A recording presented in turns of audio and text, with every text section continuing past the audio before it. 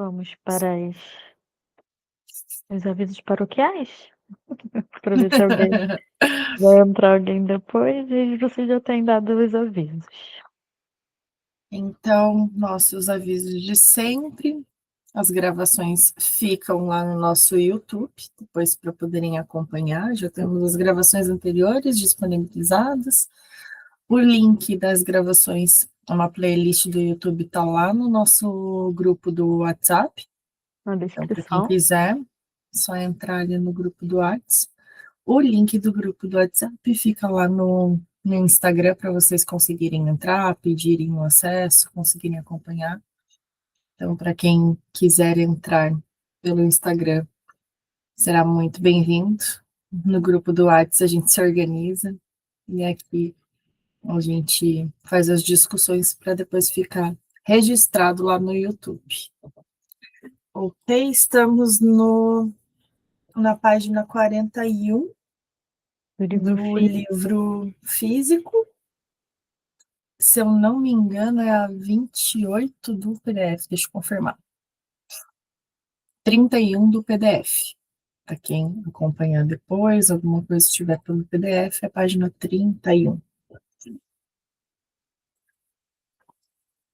E aí, quem estiver aqui no presencial, pode interromper a gente no meio do caminho, até porque a gente se interrompe também. E é isso que faz a troca ficar rica, né? E a gente conseguir construir uma leitura bacana. Embora. Bora lá, a gente está no penúltimo parágrafo da página Isso, 41. desse modo. Desse modo, a natureza intelectual dos homens estaria comprovada na base da tua teoria. Por fim, não posso ignorar a suposição de que a distinção clinicamente identificada por mim entre a neurastenia e a neurose de angústia esteja ligada à existência de ambas substâncias de 23 e 28 dias. Ele tem uma nota de rodapé número Uhum, 24. isso. Quando usado como vocábulo da metapsicologia, esse termo, né, ignorar, ou esse que está escrito em alemão, trata-se do reprimir, relacionado ao recalcar. Aqui parece o caso de um uso corrente, como deixar de lado ou não levar conta. Então não está sendo usado como reprimir, né? Está sendo usado só como realmente deixar de lado. Uhum. Além das duas aqui supostas, poderia haver várias de cada espécie. A histeria me é cada vez mais apontada como consequência da perversão do sedutor.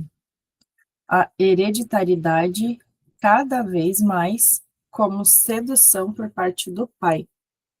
Assim, surge uma alternância entre as gerações. Primeira geração, perversão. Segunda geração, histeria, que então é estéril. Às vezes, na mesma pessoa, uma metamorfose, perversa na idade vigorosa e depois a partir de um período de angústia histérica.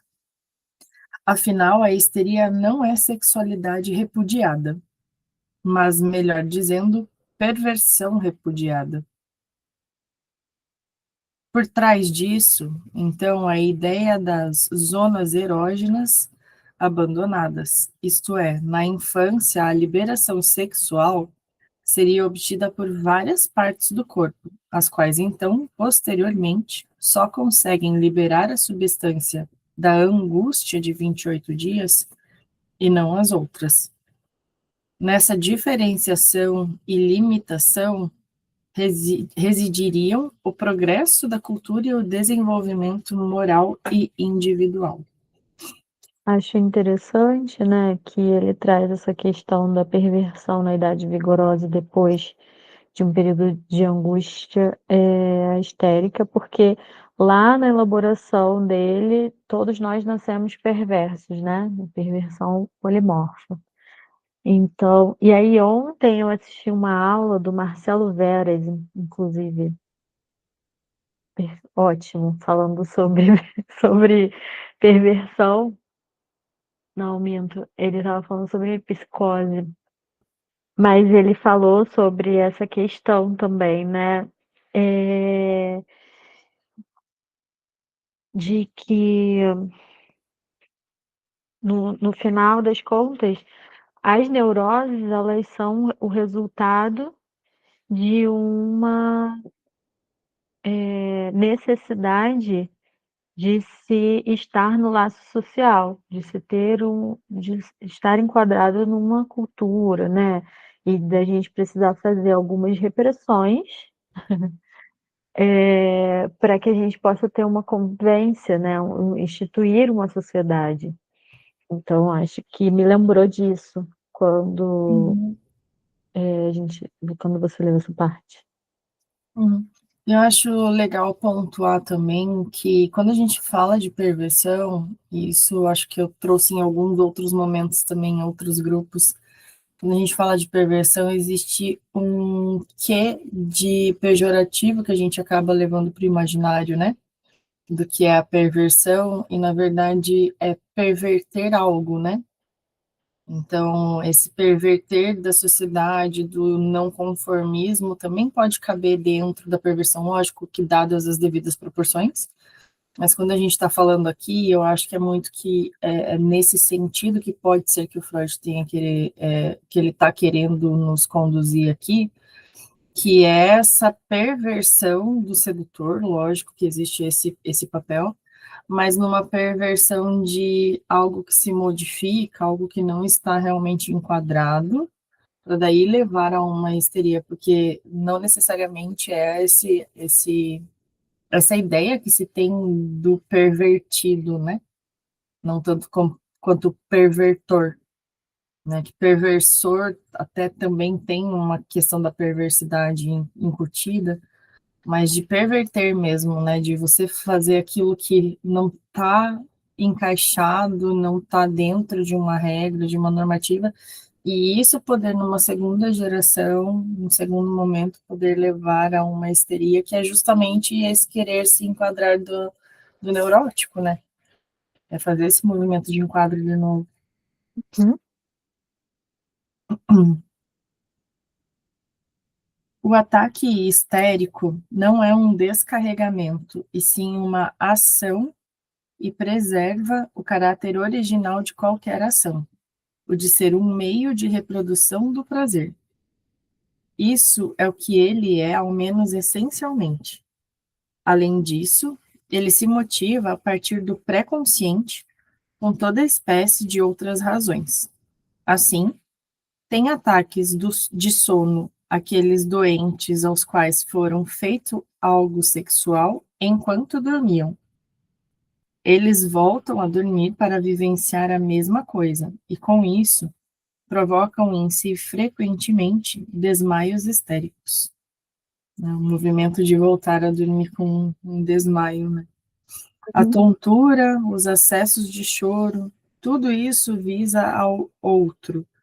Na maioria das vezes, no entanto, visa aquele outro pré-histórico, inesquecível, que ninguém mais pode alcançar.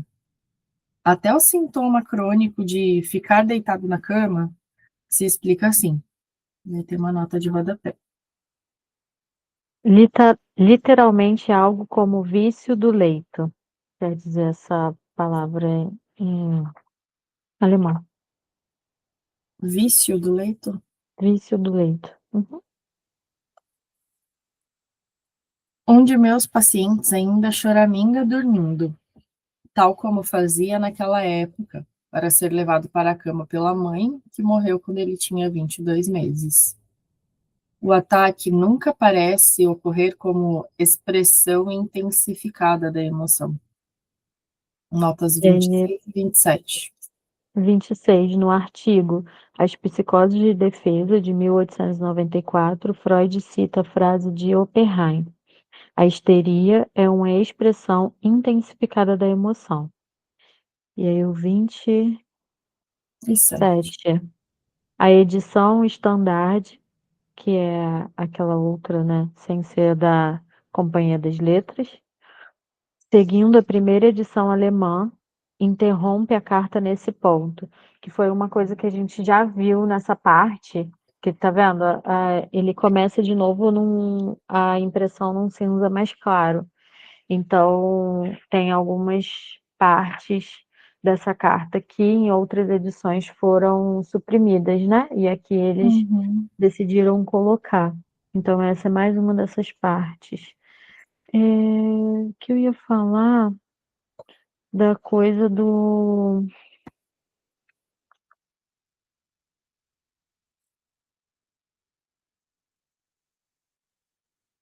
Ah, me fugiu. Depois, se eu lembrar, eu falo. Mas era alguma coisa do falar dormindo aqui que eu tinha lembrado para pontuar, mas agora não me lembro mais. Uhum. Então, vamos seguir ali aquela a parte que fica suprimida em outros textos e aqui está impressa para gente. Eis um pouquinho da minha experiência cotidiana. Uma de minhas pacientes, em cuja história o pai altamente perverso desempenha o papel principal, tem um irmão mais novo que é tido como um perfeito mau caráter. Um belo dia, ele aparece em meu consultório para declarar, chorando, que não é um mau caráter, e sim um doente com impulsos anormais e uma inibição da vontade. Além disso, ele se queixa, num comentário totalmente à parte, do que certamente são dores de cabeça de origem nasal. Eu lhe recomendo procurar a irmã e o cunhado, os quais ele vai efetivamente visitar. De noite, a irmã me chama por causa de uma situação grave. Fico sabendo, no dia seguinte, que após a partida do irmão, ela teve um acesso dos mais pavorosos, de dor de cabeça, que ela normalmente nunca tem. O motivo? O irmão tinha contado que quando tinha 12 anos, sua atividade sexual consistia em beijar, lamber, os pés das irmãs quando elas se despiam de noite. A respeito disso, chega a Chegou, ela no inconsciente. Oi? chegou. Além disso, chegou a ela. A respeito disso, chegou a ela no inconsciente a lembrança de uma cena na qual ela, com 4 anos, observa o pai em pleno arrebatamento sexual, lambendo os pés de uma ama de leite. Com isso, ela tinha intuído que as preferências sexuais do filho derivavam das do pai. Logo, que este fora também o sedutor do filho. Agora ela podia identificar-se com ele e assumir sua dor de cabeça. Ela pôde fazê-lo, aliás, porque na mesma cena o pai, enfurecido, havia atingido com a bota a cabeça da criança escondida embaixo da cama. O Eu acho irmão, rapidinho, acho interessante que a gente leu lá na biografia do Freud que ele faz uma tentativa, isso aqui é uma carta feliz, não é? uhum, E ele faz uma tentativa durante certa parte da teoria dele de juntar o que o Fliss tinha de teoria, né, em relação às questões sexuais estarem voltadas com alguma deficiência ou alguma anomalia nasal, que inclusive ele fazia algumas cirurgias no nariz dos seus pacientes para curar essas anomalias sexuais, né? Tipo, bissexualidade, enfim, ele achava, o Fliss, uhum, achava que fazendo essas cirurgias iria curar isso, né? Que alguma coisa do sexual tinha relação com a fossa nasal do indivíduo. E aí aqui o Freud cita que o cara relatou essa queixa de dor de cabeça vindo, né, sendo originada como pelo nariz, né? Como se fosse, uhum, a gente tem sinusite, né? E aí uhum. identifica a dor como vindo do nariz. Eu achei interessante isso aqui no texto. Eu também pensei exatamente nessa correlação, e mais do que isso, no fato de ele estar tentando fazer essa correlação com os 23 dias, que é a teoria do Fries a respeito dessa questão do nasal, né? Ele faz essa correlação de 23 dias de ciclo, e tentando fazer a correlação com outros momentos cíclicos de quando ocorrem as atividades psíquicas, ou aqui no caso ele tratando como atividades emocionais. Uhum. Então, de trazer um pouco assim que aconteceu justamente a dor de cabeça vindo do nasal, né? Também lembrei disso. E quando ela teve essa consciência, né, do fato do trauma, ela assumiu essa dor de cabeça, né? Ele trouxe como Uhum. isso, tipo, agora ela pôde se identificar com ele e assumir a sua dor de cabeça. Achei Uhum. isso interessante também, assim, como se a dor de cabeça fosse, no final das contas, é, algo que conecte os dois, né? Uhum. Uhum. O irmão odeia qualquer perversidade, ao mesmo tempo que sofre de impulsos compulsivos. Portanto, ele recalcou determinados impulsos que são substituídos por outros como compulsão. Esse é, de modo geral, o segredo dos impulsos compulsivos. Se ele conseguisse ser perverso, seria saudável como o pai. É interessante que o cálculo após somas sucessivas não revela nada, quer se inclua ou não o período intrauterino nas contas. É o que a gente estava falando antes, que por mais que você tente fazer cálculo, mais cálculo para chegar em alguma aproximação, tem até um cálculo que é possível de chegar, que é o de 20 períodos, né? É possível chegar que 23 períodos são 28 dias e 28 períodos são 23 dias, mas não é uma aproximação exata, é muito forçando para fazer caber esses números um no outro, assim, é Ele bem tentou, meio... né? Ele bem tentou, justamente, ele tentou muito fazer caber, e aqui ele deixa assim, tipo, eu tentei, mas não deu certo, não Uhum, funciona. Daí ele vai falar de novo sobre os cálculos, a gente só retomando um pouco, né, que o T maior é o período de gestação, que seria equivalente a 12 pi, o pi ali representando o período, que é igual a 23 dias, né? Então, 12 vezes 23 seria o período de uma gestação, que dá os 276 dias, considerando o período intrauterino, né? uhum, E daí as outras, que seria somente o período intrauterino, e daí as outras considerando o extrauterino e fazendo vários cálculos para chegar em algum número possível, né, dentro dos uhum. cálculos ali. Isso só funciona quando os 12 pi intrauterinos são incluídos no cálculo e na soma total, como colocado na última carta. Isso Trata-se significa desta alguma mesma. coisa? Oi? Ah, tá, foi mal. Acho que não. Só Já ia tinha terminar acabado. ali, mas 28. Trata-se desta mesma carta e não da carta anterior.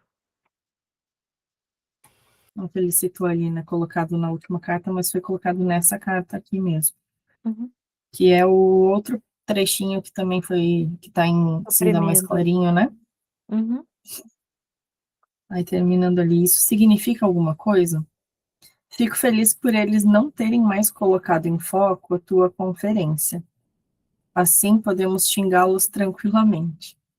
Eles são um bando de idiotas e deveriam nos deixar em paz. Agora, um assunto particular. Oscar e Melanie estiveram em casa e causaram uma boa impressão. Causaram boa impressão. Preciso voltar a gostar dele. Sobre a veracidade de um boato que vem ligando Marie B. Bond e Robert B.R. Brewer. Não quero te perguntar explicitamente, apenas indicar que estou sabendo sobre ele. Desejo-lhes tudo de bom. Só que tenho certeza absoluta que não quero me encontrar com o clã dos Brewer. Tenho estado trabalhando de 10 a 11 horas diariamente e me sentindo consideravelmente bem, mas quase rouco. Será que isso é tensão excessiva das cordas vocais ou aneurisma? Também não é preciso nenhuma resposta. Veja a pergunta, ele responde, né? O melhor é travailler sem raisonner, trabalhe sem pensar, como aconselha o velho Candide. Sobre a resolução espontânea da paralisia pupilar, no caso do olhar fixo, não sei realmente nada, e duvido que possa descobrir algo. É claro que, a priori, é muito improvável. Certamente fósforo, não é? Agora enfeitei minha sala com cópias de estátuas florentinas. Foi uma fonte de extraordinário revigoramento para mim. Estou pensando em ficar rico para poder repetir essas viagens. Um congresso em solo italiano, Nápoles, Pompeia. As Aí é mais 20, cordiais saudações. Tem uma nota de rodapé. aí é 29. Ironicamente, Freud e Fliess chamavam seus encontros de congressos. Eu acho muito boas as cartas, porque a gente vê um Freud. Eu queria muito terminar a carta para. E ele termina com teu sigme, né? Uhum. É, eu queria muito terminar a carta para poder falar isso. A gente vê as dúvidas dele, né? A gente vê o quanto que no escrever a carta ele está ali tentando, por exemplo, como ele está escrevendo para Fliss, tentando dizer, olha, eu estou considerando a tua teoria, aquilo que você me trouxe, aquilo que você tentou contribuir, mas não está dando muito certo, não, né? E e o quanto, assim, ele também passava por uma certa angústia de, por exemplo, quando ele fala, não quero me encontrar, eu tô sabendo disso aqui, eu sei dessa fofoca, mas não vou te perguntar diretamente, né? Que ele falou aqui, eu tô sabendo, mas não vou te perguntar. O que eu tenho para te dizer é que eu não vou me envolver com essa galera, eu não quero me encontrar com o clã dos Breuer, sei lá. É, e expressa esse cansaço também, né? Como ele disse, eu tenho que trabalhar de 10 a 11 horas, estou me sentindo assim. Será que é só um cansaço? Será que pode ser alguma coisa maior? Então, se a gente fica só na teoria, a gente perde um pouco disso também, né? Só nos livros que ele autorizou serem publicados, porque as cartas ele não autorizou, a gente também perde um pouco desse traço, né? Que é uma pessoa que estava construindo uma teoria que tinha uma fantasia de ser reconhecido, de ser grande e tudo mais, mas que também tinha suas dúvidas, né, durante o processo. É muito legal ler as cartas por isso. E até tem uma questão que hoje é uma problemática, mas a gente sabe que era bem comum, que ele fazia o uso indiscriminado de cocaína, né? Então, Por era um muito tempo, não foi durante toda a construção. E é isso também é uma isso. coisa que é divulgado assim, né? Tipo, ele usou cocaína como se ele usasse a vida inteira. Mas durante um tempo, sim. E essa carta, ela está bem no início da construção, então provavelmente é um tempo em que havia ainda esse consumo que estou me sentindo relativamente bem depois de 12 horas trabalhando, entendeu? Que é um ponto também de atenção. Não necessariamente estaria ligado a cansaço ou ao aneurisma, ou somente o uso das cordas vocais, mas também de colocar o corpo num extremo ali que ainda nessa época ele ainda fazia, né? Então, Uhum. acho que ao longo do tempo também a gente vai vendo um outro formato de Freud, de ele até no texto, acho que do início do tratamento, ele fala, eu não dou conta de 8 horas seguidas, ficar vendo e olhando, né? Falando um pouco ali Sendo da pulsão observado espópica. por Então, a gente alguém. vê essa mudança também desse traço de tô trabalhando 12 horas, está tudo bem, para não, eu estou realmente cansado e admitir isso, né? Uhum. Ah, e outra coisa, ele termina todas as cartas praticamente que ele escreve a Feliz com o teu signo, né? Signo. E essa inscrição a gente tem muito hoje nas cartas americanas, normalmente, que se troca do Valentine's Day, do dia de São Valentim, que é quase como se fosse o Dia dos Namorados brasileiro, que eles escrevem em inglês Sincerely Yours, né? Sinceramente seu. E é uma coisa muito da intimidade com alguém. Tipo, tem tanta intimidade para se dizer seu. E isso não acontece, pelo menos na Europa, não acontece somente entre amantes. E vai acontecer com amigos também. A gente vê isso não só aqui em Freud, mas tem uma outra um filme, na verdade, que foi lançado recentemente, que é a Virginia e a Adelaide, Virginia sempre esqueço o Adelaide. nome. Uhum, E que elas também trocam cartas em determinado período mais para frente, que elas terminam também. Tua Virgínia, tua Adelaide, né? Que é uma forma de carinho, quase como se a gente mandasse hoje numa carta beijos. uhum. E então, não quer dizer necessariamente que a gente esteja, né, Sim, fazendo um movimento romântico. Mas é sim. legal de pontuar, porque muitas vezes a gente vai ter, principalmente lendo a biografia, uma concepção de será que tinha um clima de romance aqui no ar? Na verdade, é uma intimidade muito grande, né? É uma proximidade. Uhum. Então, página 47, carta Fliss 139, mais conhecida, por assim dizer, como a carta 69. Viena, 21 de setembro de 1897. Dr. Sigmund Freud, docente das doenças nervosas da universidade, adjunto da universidade. Querido William, aqui estou novamente desde ontem de manhã, reanimado, bem disposto, empobrecido, sem trabalho no momento, e escrevo a você em primeiro lugar, depois de organizada a nova moradia. E agora quero confiar-lhe imediatamente o grande segredo que, nos últimos meses, foi me lentamente ficando claro. Não acredito mais em minha neurótica. Tem uma nota de rodapé. Referência acerca da sua teoria sobre a etiologia das neuroses. É claro que isso não é compreensível sem uma explicação. Aliás, você mesmo considerou digno de crédito, porque eu consegui te contar. Portanto, quero começar num sentido histórico a falar de onde surgiram os movimentos para a descrença. Motivos. Onde surgiram os motivos para a descrença. As contínuas decepções nas tentativas de levar uma análise efetivamente a cabo e evasão de pessoas que, durante algum tempo, estavam mais bem impressionadas, a falta de resultados plenos com os quais eu estava contando, a possibilidade de explicar a mim mesmo os resultados parciais de outra maneira que não a habitual. Eis aí o primeiro grupo. Depois, a surpresa de que, em todos os casos, o pai tinha de ser acusado de perversão sem excluir o meu, a constatação da inesperada frequência da histeria, na qual é sempre a mesma condição que permaneceria mantida, muito embora uma difusão como essa da perversão contra crianças seja pouco provável.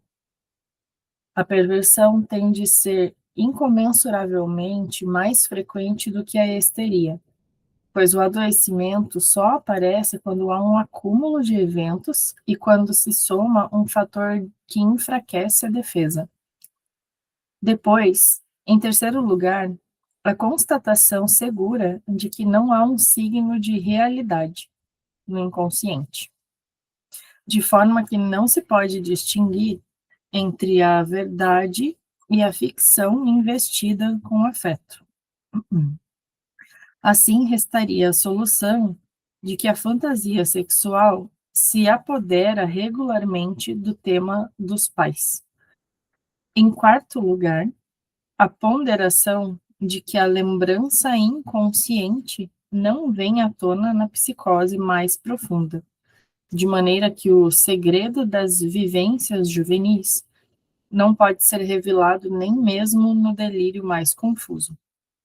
Se vemos, então, que o inconsciente jamais supera a resistência do consciente, diminui também a expectativa de que, no tratamento, possa acontecer o inverso, até a completa domesticação do inconsciente pelo consciente. Eu acho que é interessante aqui que ele mostra, bem no iniciozinho, ali no meio do primeiro parágrafo, né? Uhum, E ele estava tentando, no final das contas, confirmar uma teoria. Então, em todos os tratamentos que ele pegava, na verdade, ele não estava ouvindo as histéricas, né? Ele estava uhum, tentando encaixar esse discurso naquilo que ele acreditava ser a teoria dele. Então, o quanto, de alguma forma, ele assume esse equívoco, né? Quando ele fala uhum, contínuas decepções nas tentativas de levar uma análise efetivamente a cabo. Então, assim, ele estava forçando, de alguma forma, né, essas resistências, essas histéricas, para comprovar o que ele imaginava que fosse a teoria até ali. uhum. Que é esse resquício do Freud científico que a gente volta e meia fala, né?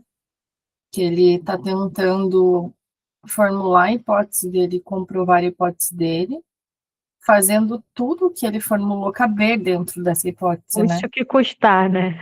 Era meio que isso. Uhum.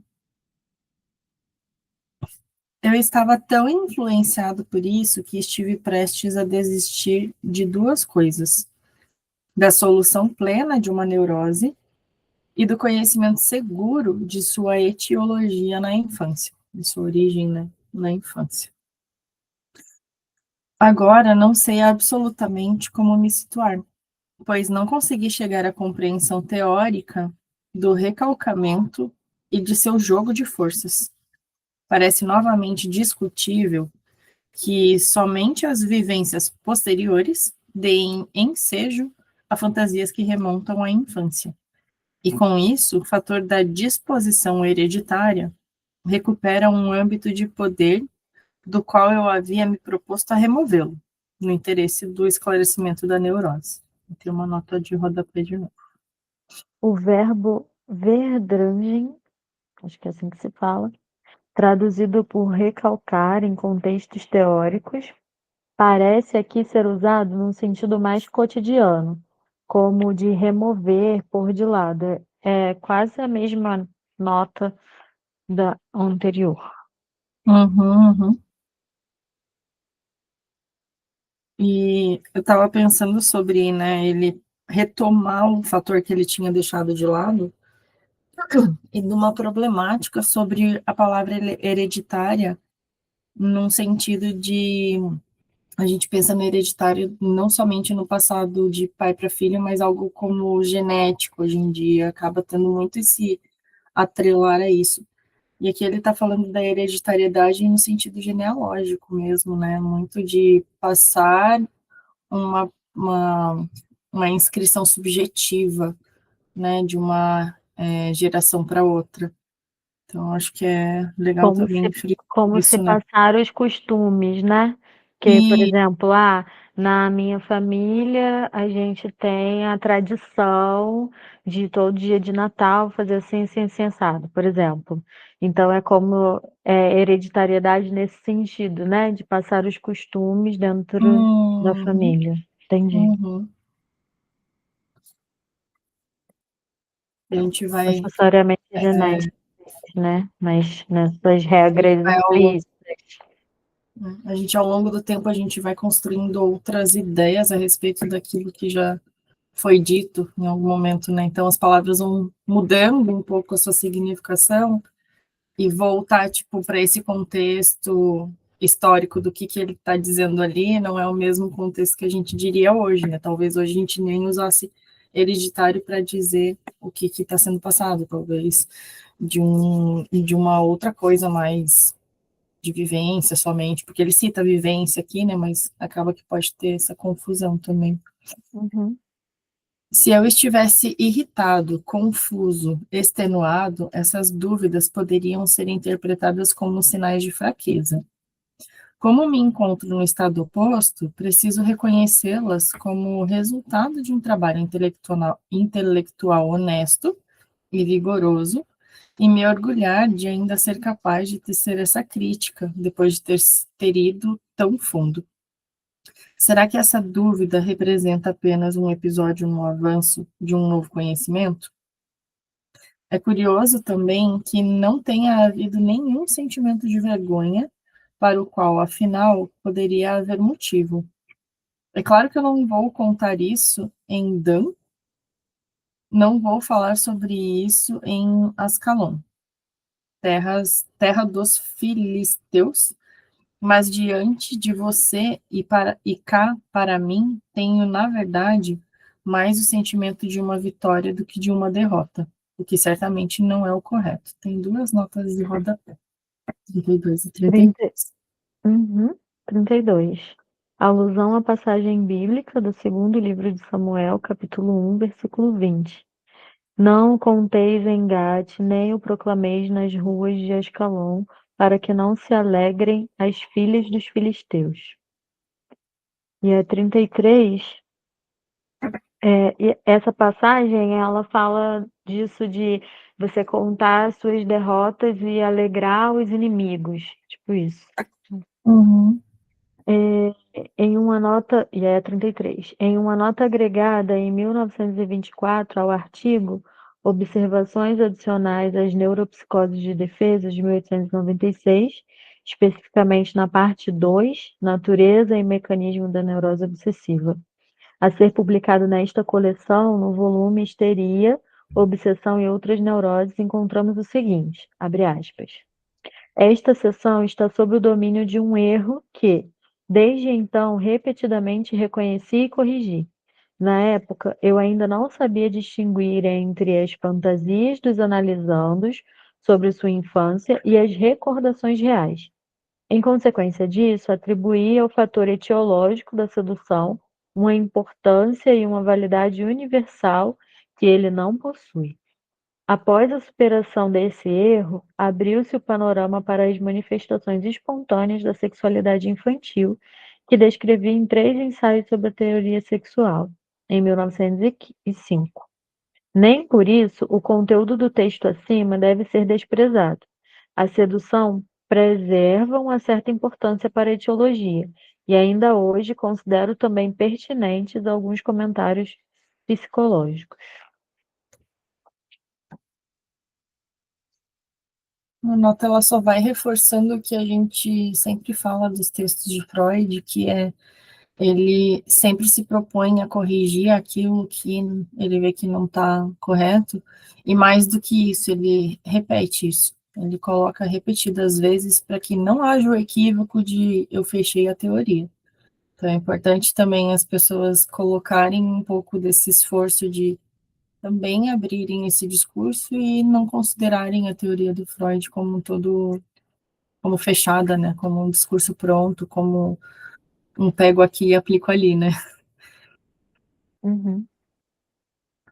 Que bom que a tua carta acaba de chegar. Ela faz com que eu antecipe uma proposta com a qual eu queria concluir.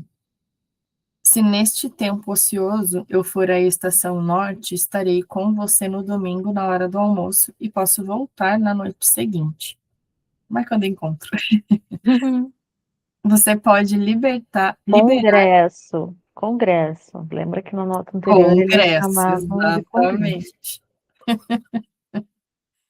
Você pode liberar esse dia para um idílio a 2, interrompido por um idílio a 3 e 3,5. O idílio? Isso. Deixa eu procurar aqui. Eu tenho aqui um idílio a 2, e depois um a 3 e 3,5. A minha quinta série vai para outro.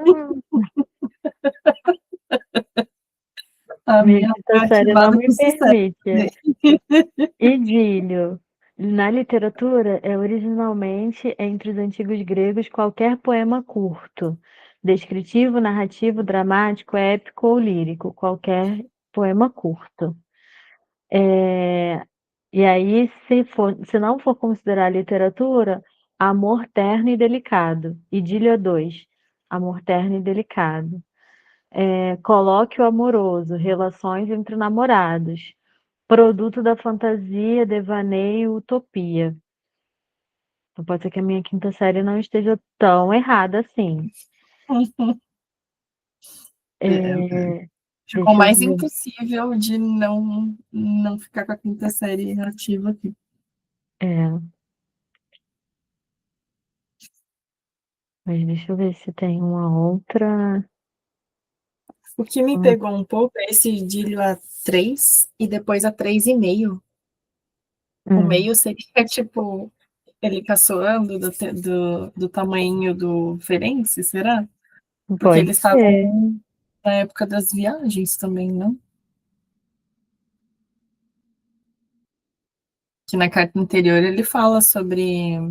Não sei se é na carta anterior, mas tem uma carta que ele tá falando sobre essa viagem que o Ferenc vai junto.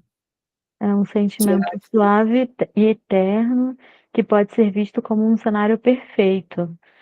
Pode ser isso que. também, tipo, um dia tranquilo, terno, entre nós dois, no máximo 3 ou 3,5 pessoas, sabe assim, tipo, um encontro pra gente conversar. Vamos tentar não ser quinta série. Um encontro terno, né? Até que a gente não fique falando só de teoria, que a gente possa conversar Uhum, tranquilamente, algo assim. Eu tô tentando aqui. uhum.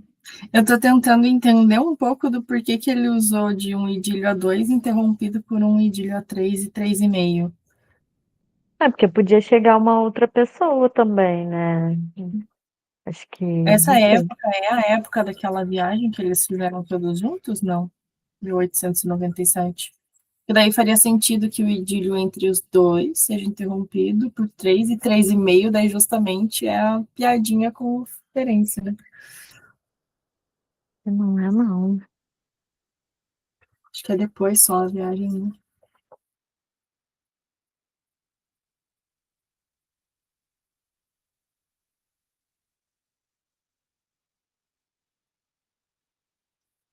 1909 a viagem, que foi quando ele foi para Clark University. Isso.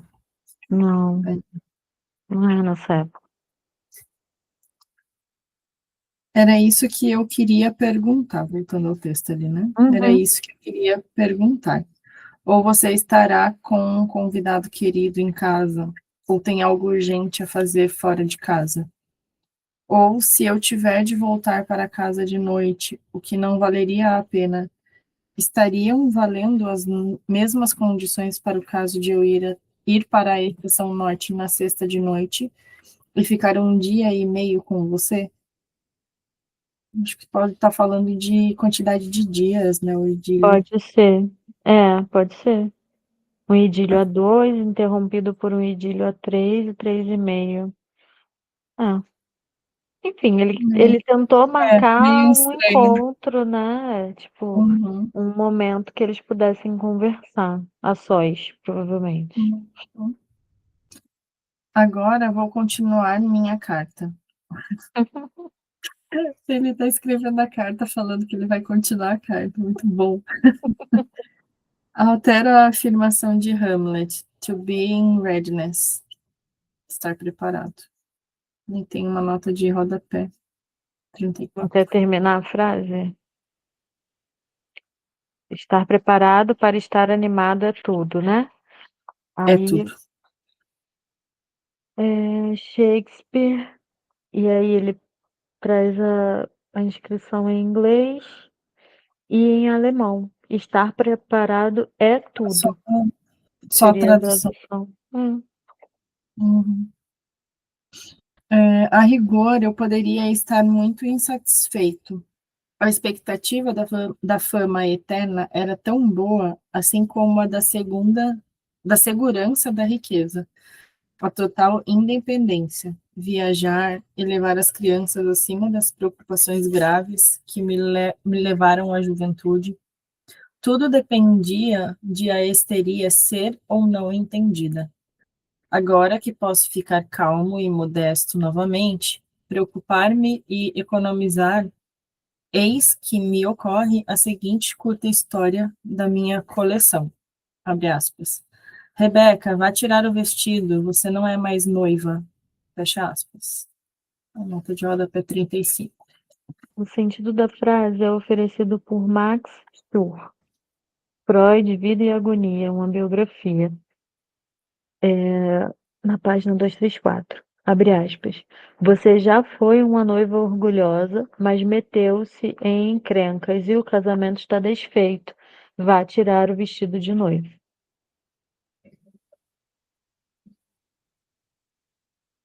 Tipo, ele dizendo que agora que ele está sem nenhuma atividade, ele pode descansar, de certa forma, né? De correr, de ter que encaixar aquilo tudo na teoria que ele está formulando e pensar com mais tranquilidade, de posso ficar calmo e modesto novamente e economizar. Mas Mas no sentido aqui diz que, por exemplo, você já foi uma noiva orgulhosa. Então, se ele estivesse referindo a si mesmo, ele já se orgulhou da teoria que ele tinha criado até ali. Mas ele cometeu um erro, né? Que ele diz, mas meteu-se em encrencas. E o uhum, casamento está desfeito. Ou seja, ele cometeu um erro, ele não pode continuar da mesma forma. Vai uhum, tirar o vestido de noiva, né? uhum. Ele pode Tentando dar um outro trazer, sentido se agora, ele né? Tirar o estiver vestido de falando. novo e seguir de outra forma. Uhum. Mas, apesar de tudo isso, estou muito animado e satisfeito por você sentir uma necessidade semelhante à minha de me ver novamente. Ainda resta uma pequena angústia, o que posso entender sobre as tuas questões. Certamente incapaz de avaliá-las criticamente, mal estarei em condições de compreendê-las, e a dúvida que então surge não é um produto de trabalho intelectual, como a minha própria dúvida sobre as minhas questões, mas sim o resultado de insuficiência intelectual. É mais fácil para você pode entender tudo o que, vou começar de novo. É mais fácil para você pode entender tudo o que eu trago e fazer uma crítica vigorosa. Preciso acrescentar mais uma coisa. Nesse colapso de tudo o que é valioso, apenas o psicológico permaneceu incólume. O sonho ainda está firme, e os inícios do meu trabalho metapsicológico só ganham admiração. Pena que não se possa viver, por exemplo, de interpretar sonhos. Marta voltou comigo a Viena. Nina e as crianças ainda ficam uma semana fora. Todos estiveram excelentemente bem. Meu aluno, Dr. Gattel, foi parte da minha decepção. Apesar de muito talentoso e inteligente, graças ao seu nervosismo e a diversos traços desfavoráveis de caráter, pode bem ser classificado como intragável. Sobre como vão vocês todos e o que mais está acontecendo entre o céu e a terra, espero, antecipando tua resposta, saber logo pessoalmente. Cordialissimamente, teu Sig.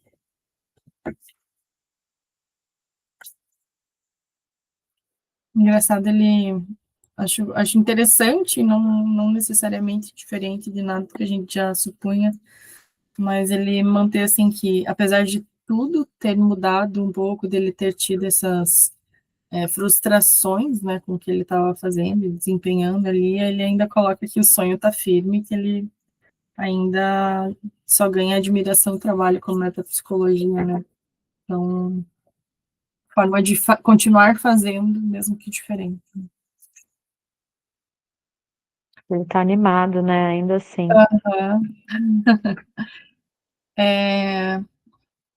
A gente está em 8h23. Eu acho que eu inicio ali a carta Fliss, ou a gente deixa para iniciar no próximo? É Dá uma uma página e página meia. e meia. Acho que dá tempo até de ler ela inteira, de repente. Não sei se a Elaine quiser continuar. Podemos? Então, vamos lá. Ela é pequenininha. É, vi agora que é curtinho. Carta Fliss 228, né, conhecida como a 125. Eu tô falando conhecida como porque tá em colchetes e a gente viu que a 52 normalmente é a mais conhecida, então tô supondo ali o número, né? Uhum. Viena, 9 de dezembro de 1899, quase lá. Dr. Sigmund Freud, docente das doenças nervosas. Querido William, tua última presença aplacou um pouco mais a minha sede de notícias pessoais a teu respeito. Posso então tranquilamente voltar minhas questões científicas. Talvez eu tenha tido êxito recentemente em um primeiro vislumbre de coisas novas. Tenho diante de mim o problema da, entre aspas, escolha da neurose. Quando é que um ser humano se torna histérico em vez de paranoico? Uma primeira tentativa tosca, na época em que eu queria tomar a cidadela à força, supunha que dependia da idade em que ocorrem os traumas sexuais, da idade na vivência. Isso foi abandonado há muito tempo, mas fiquei então sem nenhuma suspeita até há poucos dias, quando se abriu para mim um nexo com a teoria sexual. A mais inferior das camadas sexuais é o autoerotismo, que renuncia a uma meta psicossexual e só exige a sensação satisfatória local. É seguido, então, pelo alo, homo e heteroerotismo, mas ele certamente continua a existir como uma corrente separada. A histeria e sua variante, a neurose obsessiva, é aloerótica. Sua via principal é a da identificação com a pessoa amada. A paranoia torna a diluir a identificação, reinstaura todas as pessoas amadas que foram abandonadas na infância, comparar com a discussão sobre os sonhos de exibicionismo e dissolve o próprio eu em pessoas estranhas. Assim, passei a considerar a paranoia como um assalto da corrente autoerótica, como um retorno ao ponto anterior. A formação de perversão a ela correspondente seria a assim chamada loucura original. As relações singulares do autoerotismo com o eu originário lançariam uma boa luz sobre o caráter dessas neuroses. Aqui se rompe novamente o fio da meada.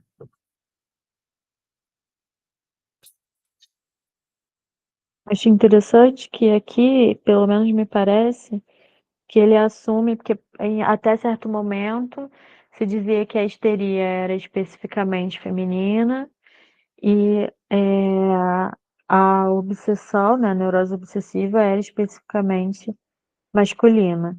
E aí aqui, quando ele diz sobre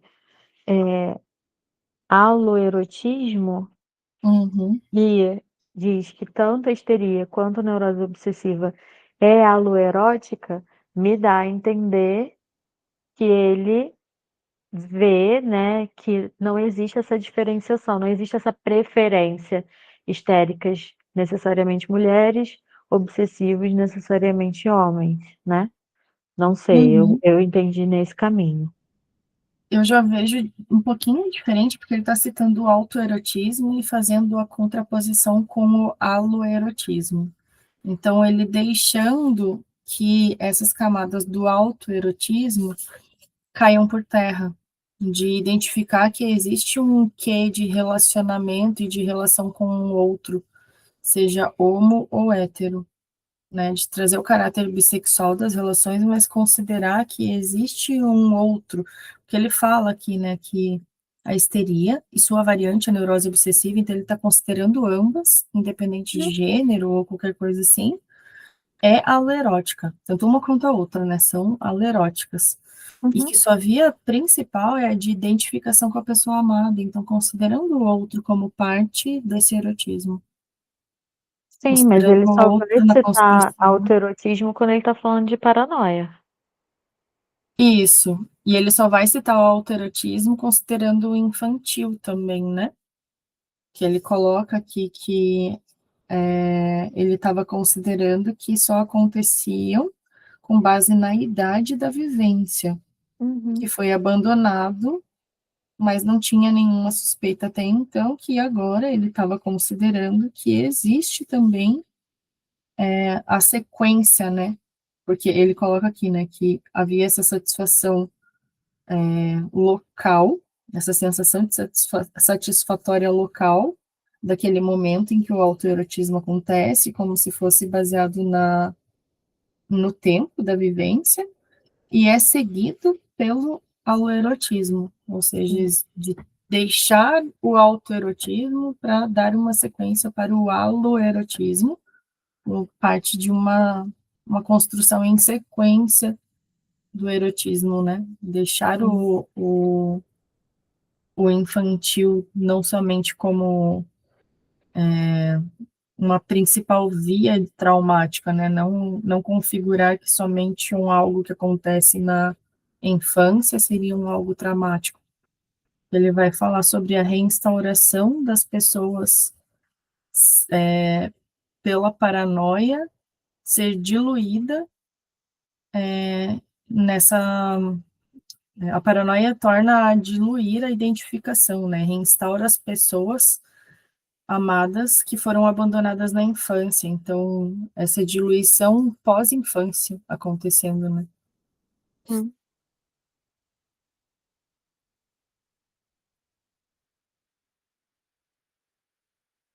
Passei a considerar a paranoia como um assalto da corrente autoerótica. Então, como se a paranoia meio que tivesse parado no tempo, no autoerotismo.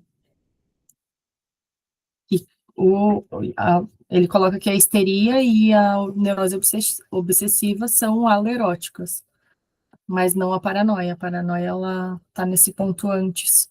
Vai Uhum. reescrever sempre no tentar alocar novamente o autoerotismo, né? De tentar reescrever esse eu baseado nas relações infantis ainda, né? Não da infância necessariamente, mas nas relações infantis. Não sei se faz Eu não sentido. sei, eu não sei se para mim, não sei, para mim não ficou assim não, mas talvez eu tenha que ler de novo. Eu acho que eu ainda estou processando um pouco. Ele está lançando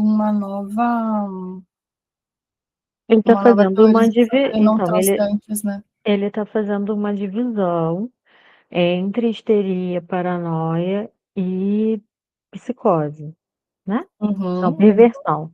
Entre histeria, paranoia e perversão.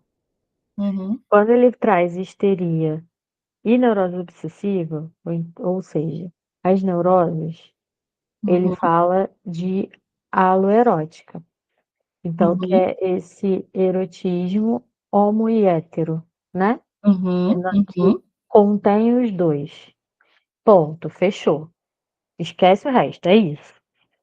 Aí ele vem para paranoia. É porque quando tu falou, aí tu juntou, aí você pegou histeria e obsessão e falou de autoerotismo, aí eu fiquei confusa, entendeu? Que ele, uhum, para mim, ficou assim, tipo, a histeria e a neurose obsessiva é a aloerótica, que é isso, uhum, considera o homo e o hétero, né? Um uhum, ambiente uhum, junta, não separado. Aí ele vai falar da paranoia, de diluir essa identificação com uma pessoa amada, e restaurar isso de uma forma autoerótica, então que volta para si, não está mais uhum. voltada para esses amores da infância, né? Isso. Isso foi Uhum, abandonado e uhum, dissolvido com o tempo e passou a ser uma corrente um assalto da corrente autoerótica, eu penso no seguinte, de subtraiu para si essa corrente Uhum, autoerótica, né? Foi uhum, roubado uhum. pela corrente autoerótica. Apropriado, né? Isso. Meio que uma apropriação. Porque houve esse investimento erótico no outro, mas isso foi diluído e voltou para si. E aí acabou. Quando ele fala da perversão, aí ele fala de uma loucura original. Uhum, Então, e aí quando ele fecha, as relações singulares do autoerotismo com o eu originário lançariam uma boa luz sobre o caráter dessas neuroses. Essa última frase eu não consegui explicar de uma outra, não consigo explicar de uma outra forma. As relações singulares do autoerotismo com o eu originário lançariam uma boa luz sobre o caráter dessas neuroses. Entende que eu vi uma separação, uma tentativa, pelo menos, de separação clara entre as três. uhum, uhum, Então, eu não sei se eu conectaria, por exemplo, o autoerotismo à histeria e à neurose obsessiva. Eu não uhum. Eu percebi isso conectei de uma muito mais forma. porque ele fala sobre é, ser seguido pelo autoerotismo, né? Como se fosse Uhum, uma decorrência lógica a respeito uhum, disso. entendi. Então, essa decorrência lógica, meio que eu, na minha cabeça, pressupus que, independente de ser neurose ou ser outra estrutura, passaria Uhum, pela fase de autoerotismo de alguma forma, para depois ser sim. subdividido. E que nessa Ah, sim, subdivisão, as neuroses dariam sequência para esse aloerotismo, e a isso. psicose, ou né, a paranoia, e a perversão não dariam sequência para esse aloerotismo. Ficariam Entendi. estagnados no autoerotismo, né? Ficariam meio que presos nesse momento e não fariam uma passagem, digamos, né? Na verdade, Não a sei, de paranoia repente, meio que volta, isso. a paranoia faz Isso. um caminho de retorno. Ela não chega a ultrapassar para um aloerotismo, ela retorna. Isso. Vai Tá, fazer a agora busca. entendi, agora fez sentido. Eu, Tá, eu falei de um jeito que eu estava tentando pensar ao mesmo tempo, e daí ficou mega confuso. vamos. Quase que simultaneamente, dois de meus pacientes produzem recriminações após o próprio tratamento e a morte dos pais, após o próprio tratamento e a morte dos pais, e me mostram que meus sonhos a esse respeito foram típicos. A recriminação está fadada a se ligar todas as vezes à vingança, à satisfação com a desgraça alheia e à satisfação diante das dificuldades excretórias dos doentes, urina e fezes. Um canto realmente esquecido da vida psíquica. Eu acho que ele está tentando fazer uma explicação sobre o que ele observa a respeito da formação da perversão, né? Ele fala que tinha rompido o fio da meada e que, talvez por se construir de outra forma, ele está tentando explicar ali o que ele observa, né?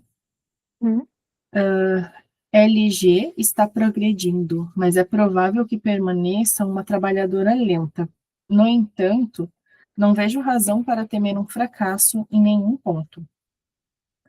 14 de dezembro. Essa carta ela era do dia 9 de 9 de dezembro. dezembro. Uhum. 14 de dezembro. É mesmo uma raridade você escrever antes de mim.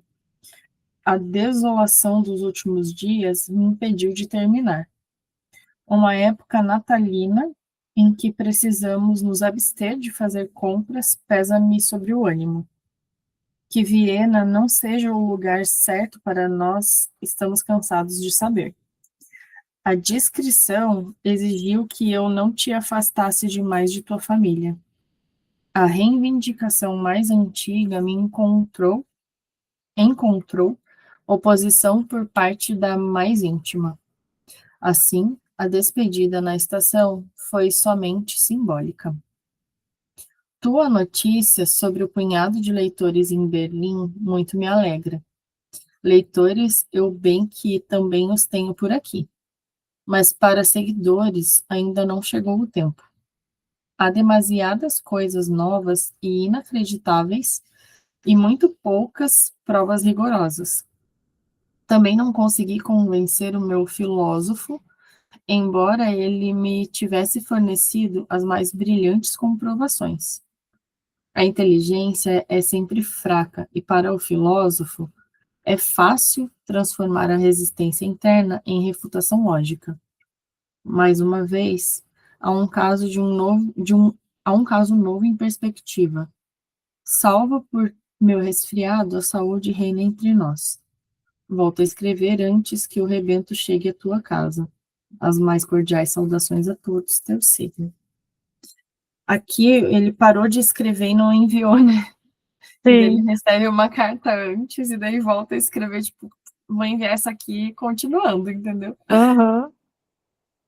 Muito bom, porque essa parte, assim, a primeira parte do dia 9, eu acho que é uma das que mais constroem, né?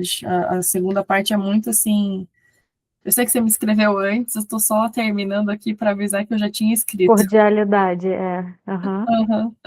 Para avisar que eu não tinha te deixado no vácuo, né? Que eu deixei de te tirar das tuas festividades, né? Não quis te mandar antes, porque é época de Natal.